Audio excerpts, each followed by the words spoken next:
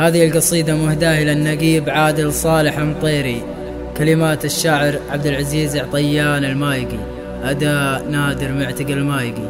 منهون صال كفو ما عود مخيب، الكفو دايم كفو يعرف لزومه، عادل ولد صالح يفك المناشب، يحيي راسه ما تراخى عزومه.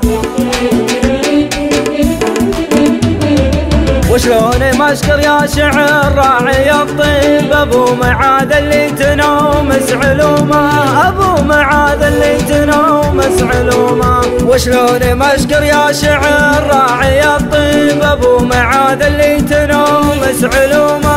حر تعلى فوق رؤوس المراكب، رجم العلا ياخذ عليها الفحومه. هذا ولد ميمون وقت المطالب، رجال وافي والوفا من سلومه. منهون صال كفوي ما عود مخيب، الكفوي دايم كفوي يعرف لزومه. عادل ولد صالح يفك المناشيم، يحيي راسه ما تراخى عزومه. يقدم على الجزله ويقنب كما الديم، يوم اكثر العربان غار حلومه. يقلد النجمات راعى المواجب، تفخر به الرتبه وجزله قسومه. انا اشهد ان حاز على المناصب، هذا ولد صالح ولا احد يلومه. يستاهل الامداح من يفعل الطيب، الهيلعي اللي قويه سهومه. واختامها يا عالم السر والغيب، يالله عن المسلم تفرج همومه، يالله عن المسلم تفرج همومه. وشلون ما اشكر يا شعر راعي الطيب، ابو معاذ اللي تنومس علومه، ابو معاذ اللي تنومس علومه. وشلون ما اشكر يا شعر راعي الطيب، ابو معاذ اللي تنومس علومه.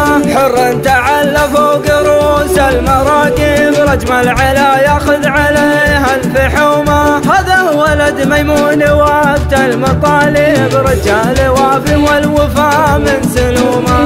منهون صال كفوي ما عود مخيب، الكفوي دايم كفوي يعرف لزومه. عادل ولد صالح يفك المناشيم، يحيي راسه ما تراخى عزومه. يقدم على الجزله ويقنب كما الديم، يوم اكثر العربان غار حلومه. يقلد النجمات راعى المواجب، تفخر به الرتبه وجزله قسومه.